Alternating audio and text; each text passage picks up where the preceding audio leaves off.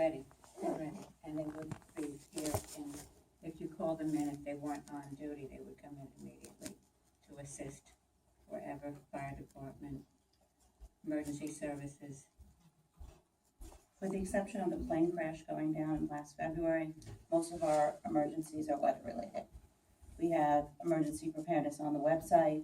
We have, code is now registered for the first time with the National Weather Service. They send updates to us. We have a link with LIPER and the gas service that we do calls throughout the winter, whether it's snowing, whether it's a hurricane.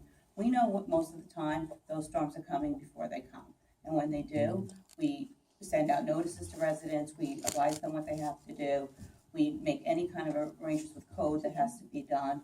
And so I think that this year we didn't, except for the plane crash, which code ended up coming to, we really didn't have any problems with any of the storms. Okay, great, so no gaps. Collectively, everybody answered it in the way it should have been answered. Right.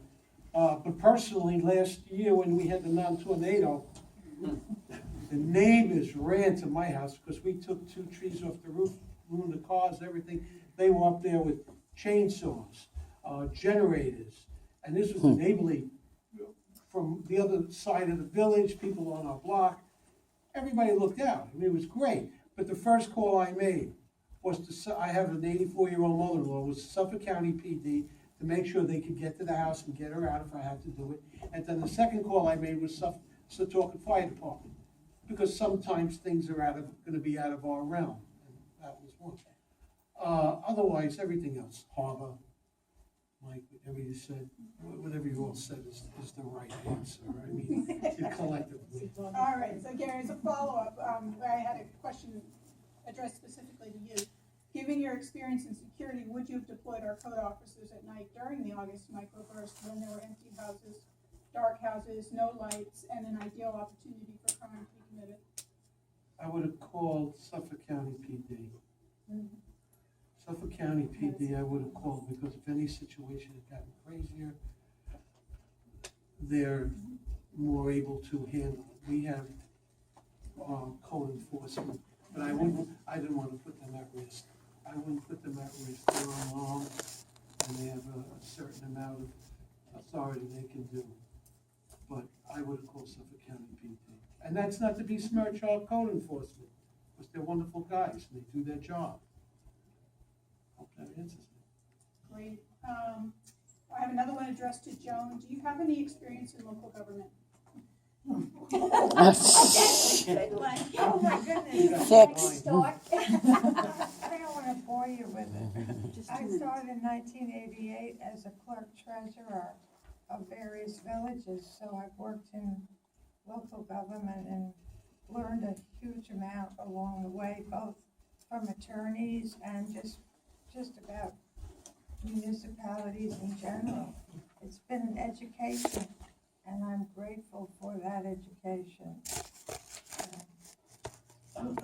My last job, oh geez, she's gonna hit me. I mean, my last job was with Barbara, and by far she's the best mayor I ever worked for. She's unbelievable.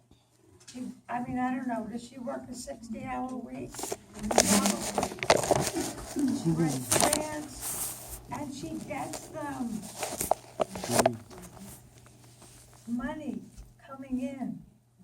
It's not taxpayer money. It's not the money that normally flows into a village. It's grant money. Time. She has a town.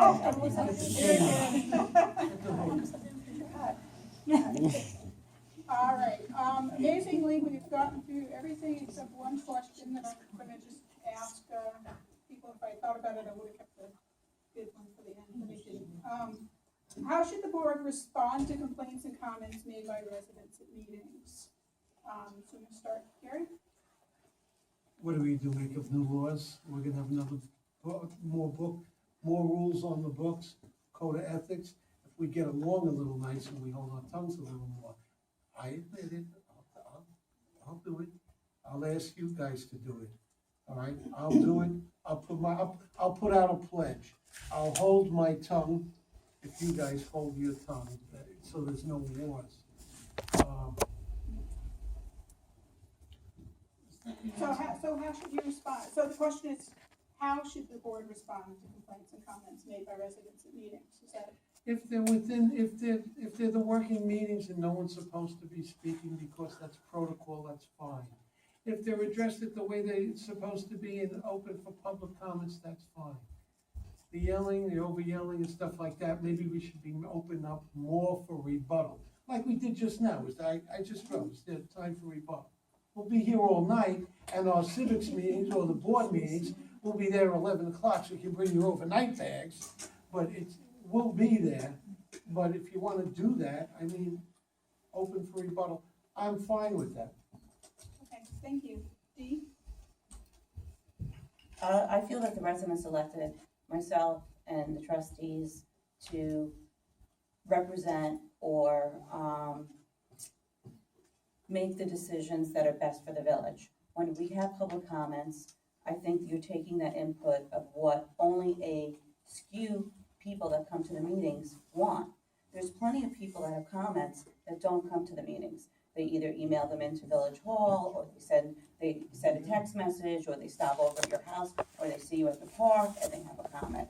So I don't know if it could be a central place. I think right now the central place is on the website, because people send in their comments and we log them in, and they go to the right department, they're answered, and then sent back to the resident. In the meeting, it's always it seems to be the same individuals that attend those meetings, and they seem to have the same concerns, but those aren't always the concerns of the entire village. So there's different ways and different avenues of getting people's comments and responding to them. I think a lot of people in the meeting don't realize that that's happening. I know I'm answering emails all day long. I know other trustees are answering emails all day long. So I just don't think that the people that are in the meeting are aware that that's happening. It's according to the questions that are being asked at the meetings. You can answer as best you can, or you can say, we'll look into it, et cetera. Well, I think that if people are coming to the meetings and they're frustrated because they don't have answers, the time to address it is prior to the meeting. So having an open session during the course of the week, sometime or another, where people can drop in and actually talk to us, or we can go out and actually meet people someplace, will go a long way in more communication. Because we all need to listen to each other, because we all have good ideas. Nobody has the right idea. And you have to take everybody's idea and put them together and figure out which one is best for the community. I think if people come to a meeting and voice an objection, it should be taken extremely seriously, very seriously. And I think it should be considered. But I really like Mike's idea of having times when people can come into Village Hall and speak to one or more trustees. I think that would be a wonderful idea and an opportunity to express yourself.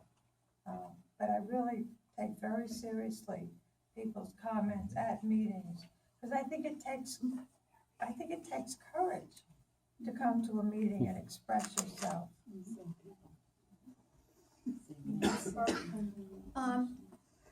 I have been for 12 years.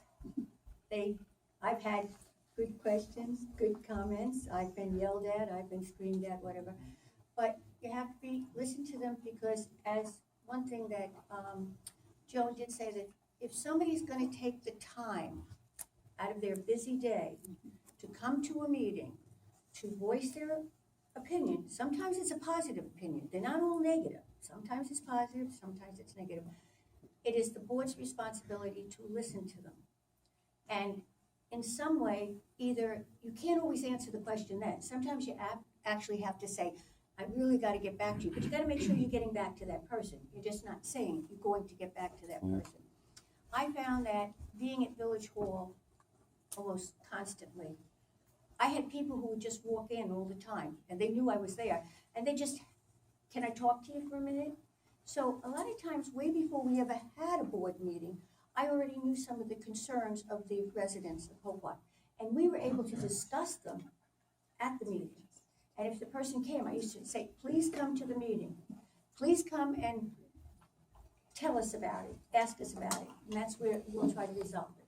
And that's the way I always am, I'm always gonna be, and I believe in, we always had our first meeting was our business meeting. And after our business meeting, even though you couldn't ask questions, and you can't ask questions during business meeting because we're doing business, but afterwards, we had comments just on anything, it was general comments, whether it was about that or something else.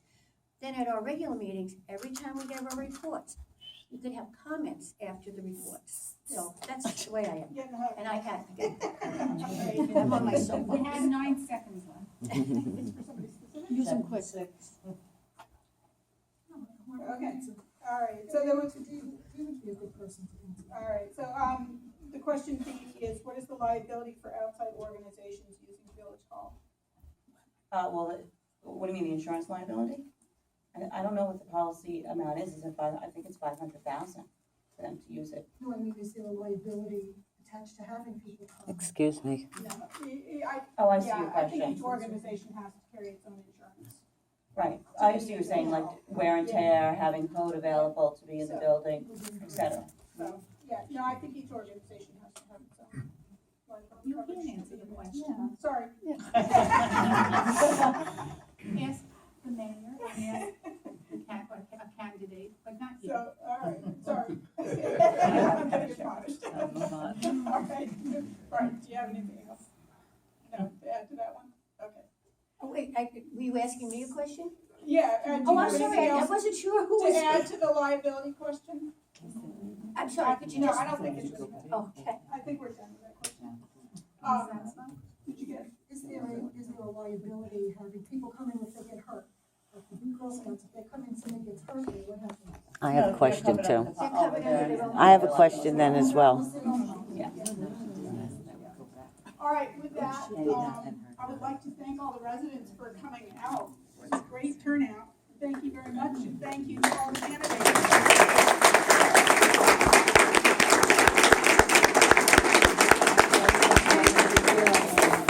I'd like to thank Beth for moderating the questions. Great job. 4 minutes, the PA is gonna go, it's a 8:45, and you better wrap it up and get out of here. So, we're wrapping up very much on time with our commitment to the library. Thank you all so much for attending, and we hope this helps you make an informed decision on June 21st.